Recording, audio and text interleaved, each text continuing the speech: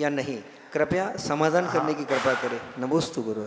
बहुत लोग प्रश्न उठाते हैं, जब हम भगवान की पूजा करते हैं, व्रत उपवास करते हैं, दान आदि देते हैं, बड़े बड़े धर्म के कार्य करते हैं, तो उसके बदले में प्रभु से कुछ मांगना चाहिए अथवा नहीं मांगना चाहिए? तो सही तरीका ये होता है, सही तरीका ये है कि हम अपने धर्म को, अपनी पूजा को, अपने व्रतों को बेचें बिल्कुल ना। यदि धर्म करके बदले में कोई व्यक्ति कुछ भावना रखता है कि मुझे ये मिल जाए, तो वो एक प्रकार से बनियागिरी हो गई, व्यापार हो गया। तो आपने जितना भी धर्म किया, जितने व्रत उपवास किए, पूजा की, दान दिया, उन सारे व्रतों को उस निदान के फलस्वरूप बेच दिया, तो वो न्यूट्रल होगा, कुछ नहीं बचेगा। तो होना तो ये चाहिए कि धर्म करके कोई भी आकांक्षा मन में ना हो, तो वह सम्यक दृष्टि जीव कहलाता है, उसका निकांक्षित अंग माना जाता है। अब जिसका विश्वास धर्म में पूरा गहरा होगा, वो प्रभु को मानने वाला होगा, तो वो कभी प्रभु से मांगेगा ही नहीं, क्योंकि उसका विश्वास है मैं धर्म कर रहा हूँ, पूजा कर रहा हूँ, तो स्वतः ही इसके प्रताप से मिलेगा, मांगने की क्या आवश्यकता होती है। If we deserve then there is no need to desire. यदि हम डिजर्व करते हैं तो उसमें क्या इच्छा करना, कोई इच्छा नहीं करना चाहिए, क्योंकि हम भक्ति कर रहे हैं, धर्म कर रहे हैं, तो डिजर्व करते अपने आप मिलेगा। ये तभी संभव होगा जिसकी गहरी श्रद्धा होगी। तो आइडियली कभी भी धर्म के बदले में कोई आकांक्षा नहीं, कोई निदान नहीं करना चाहिए। फिर भी सभी लोग इस प्रकार के नहीं होते हैं, उनका धैर्य नहीं होता है, अथवा उनके ऊपर विपत्ति इस प्रकार की आ जाती है, पाप कर्म का तीव्र उदय इस प्रकार का हो जाता है कि वो धर्म करके धीरे से प्रभु से कह ही देते हैं। कैसे कहते हैं, भगवान मैं मांगता तो कुछ नहीं हूँ, लेकिन परिवार में सब कुछ अच्छा अच्छा शांति बनी रहे। देखना, वो ऐसे नहीं कर रहा, ऐसे खा रहा है वो लोग। मुझे कुछ नहीं चाहिए, बस इतना ही है कि परिवार में सुख शांति बनी रहे।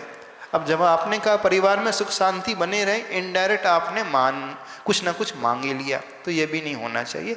हम कार्य करें और छोड़ दें, और मांगना ही है तो फिर एक प्रशस्त निदान आता है। वह प्रशस्त निदान क्या कहलाता है? तो क्या मांगे?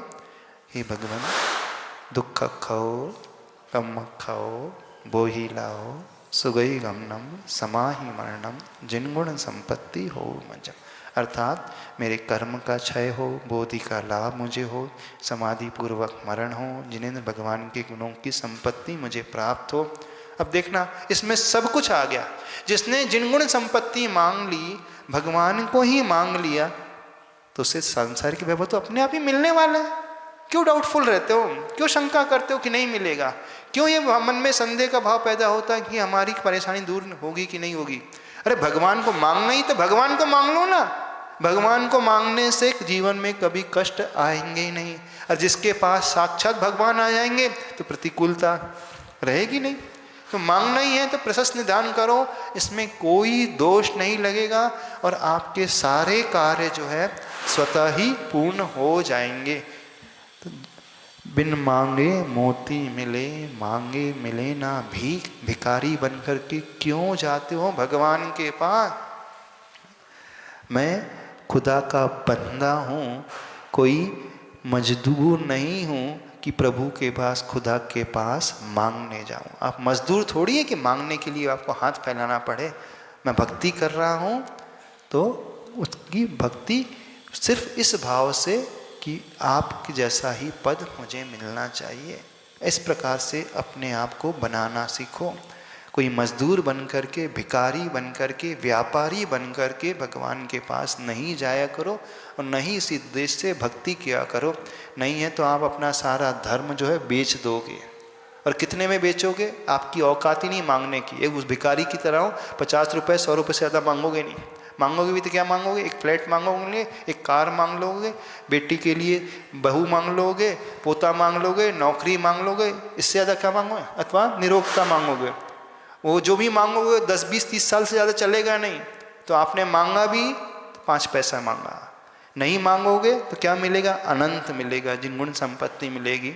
तो तो अपनी को आपको संकीर्ण बुद्धि वाला ना बनाओ, एकदम विस्तार वाला सोच जैसी हो वो दृष्टिकोण अपनाना सीखो। तो सही तरीका है कुछ भी नहीं मांगना, क्योंकि हम सम्यक दृष्टि है, हमारा गहरा श्रद्धान है, अपने आप मिलेगा ना, क्यों चिंता करते हो। जिन श्रावक श्राविकाओं को जिज्ञासा रखनी है अपना नाम शीघ्र